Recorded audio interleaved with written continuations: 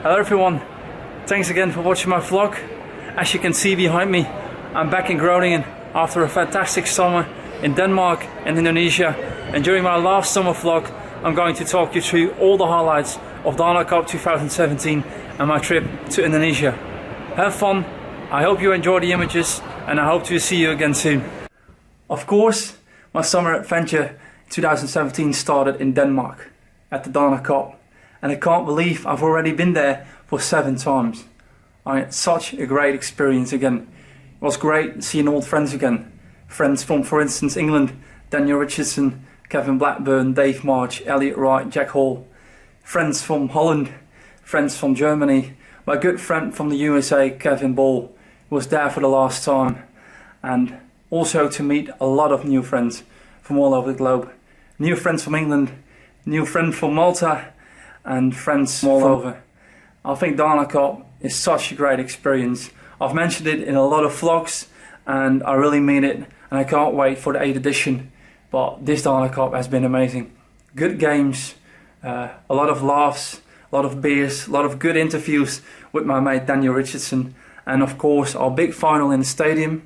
And what lots of you don't know is that the English always have their moment of the week on Sunday morning. And unfortunately, I always have to drive back to Holland on Sunday morning, so I won't be able to mention my moment of the week. But I'll do it now during my vlog. By far, my moment of the week has been our final at Dana Cup with Kieran Bailey and Daniel Richardson. What a decent game. And my greatest moment was after the game when we had our medal ceremony on the pitch and all the other referees were cheering for us from the stands in the stadium. And we were just standing there after we had a really good games, no bad decisions whatsoever, and it felt like I got home. And I can't wait for the next edition. I can't wait to see everyone. Hope you guys got home safe. Hope you're doing well. If you want to send me a message, feel free to do it on Facebook. And of course, I hope to see lots of you during New Year's Eve and December. Have a good season. See you later. And after my adventure to Denmark, it's of course time to move on to my backpacking adventure in Indonesia. A few months ago I spoke to one of my dear friends, Harry-on, about my dream to go to Indonesia someday, to go to the country where my granddad was born. And 1 month later he said, "Rob, would you like to go to Indonesia together?" And I didn't have to think about that for a long time. So we booked our flights, and after we went to Denmark, I got onto a train and afterwards an airplane to Indonesia together with Harry-on, and we had such a great adventure. I couldn't have expected more in 2.5 weeks. It felt like we've been there for 2 months. We've done a lot, we've seen a lot. We've been to Jakarta, we've been climbing a volcano, we've been to the jungle, we've been to Independence Day. Such a big experience. And I'm going to talk you through a few highlights we had there. The first one, of course, was Jakarta. We arrived there at the first day and we saw the town. We saw Koda, which is the old Dutch place. We saw City Hall, and of course it was great to be in the hometown where my granddad was born. It's really strange to be walking around there, but it was really great. It's really busy in Jakarta. 10 million people live in the city, so it's very crowded. You've got a lot of cars on the road. It's like organized chaos, but it's so great. Everyone's so friendly. You can just eat everywhere you want. There are food tents everywhere on the street.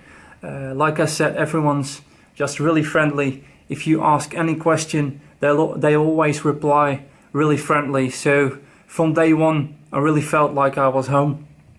And on the second day we went to the slums of Jakarta together with a guide who's from Jakarta. And that was a very special experience to be walking around in the slums, meeting people that have nothing. They live in a very small house. Sometimes you can't even call it a house. It's like more than like a cabin. But it's really great to see how friendly these people are. They invite you into their homes, and even though they haven't got anything, they try to give you a pleasant time, try to explain what they're going through. And it really got me thinking, and it really got me to respect poor people a lot more. And I'm back in Holland now, and I'll try not to worry about small things that much. And when I do, I start thinking about what I saw in the slums of Jakarta, and those are things you really have to worry about, and not about some things that we worry about in the Western world. And after Jakarta, we moved on to the Gili Islands. Was expecting to take about 2 or 3 hours, but like you could have seen in one of our previous vlogs, it took the whole day. A very long boat trip. We've been on the way for a long time. We didn't know if we were going to arrive at our destination at all.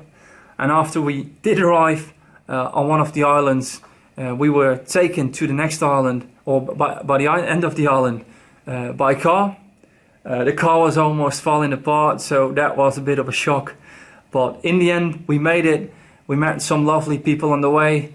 Someone from America, Adam, someone from England, people from Italy, from Spain. So in the end, it was kind of a very good adventure.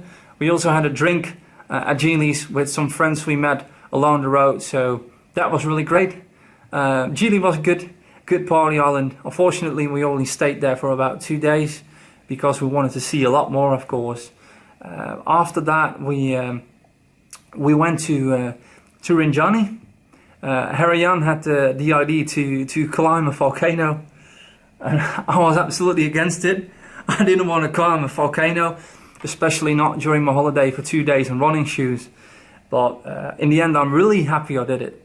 I'm really happy I did it, because standing on top of that volcano, seeing the sunrise, being a physical wreck, being a mental wreck, but making it to the top, it has been one of the greatest experiences I've ever had.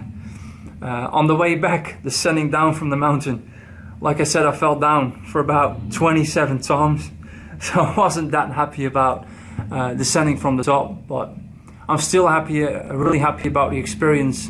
I'm really happy I made a lot of images. I hope you liked that vlog. And after our adventure to Mount Rinjani, of course it was time for our jungle adventure for 2 days. So we were able to sleep in the jungle, walk around and see animals in their natural habitats. That jungle is known for the orang-utans. So we saw a lot of them. During the first day we only saw 2, but during the second day we saw 7. We saw several other monkeys and different animals. And it's so great to be there, to be in the jungle, to hear all the jungle sounds and just walk around and get to know a lot of things that they do in the jungle. One of the people who lives there carved me this monkey out of stone and put it on a necklace, so I wear it with pride. And someday I hope to go back to a jungle, maybe not in Indonesia, but maybe in another country. But I think if you ever have the chance to get into a jungle to do a trekking experience, it's really great. Make sure you wear the right shoes, because you have to walk up and down mountains all the time.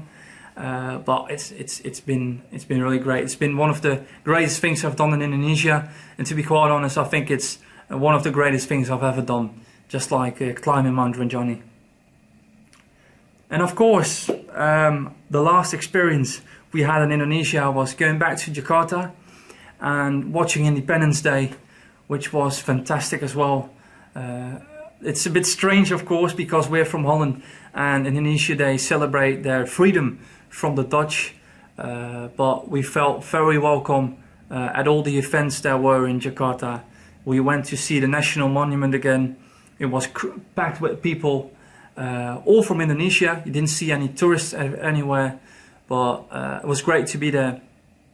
And of course the next day we had to fly home. We had 2 flights, and it took us about 28 hours to go back to Holland, and it didn't feel that well when we went back, but we had a good journey on the plane, and of course in the car back, because Harry Jan's brother Tom picked us up from the airport in Düsseldorf. And like I said, I've had a fantastic holiday, fantastic summer, both in Denmark and in Indonesia. I've had a great time, and I started vlogging, of course, especially for this holiday, and it sort of started as a small joke, but in the end I really enjoyed vlogging, and I hope all my viewers at home enjoyed my vlogging as well. And like I said to my friends in Denmark during my birthday party, you know, I think a lot of you know this phrase, always do what you want and love what you do. And I like to add one thing to that, and that's make sure that whatever you do it with the people you love and the people that have the best interest in you.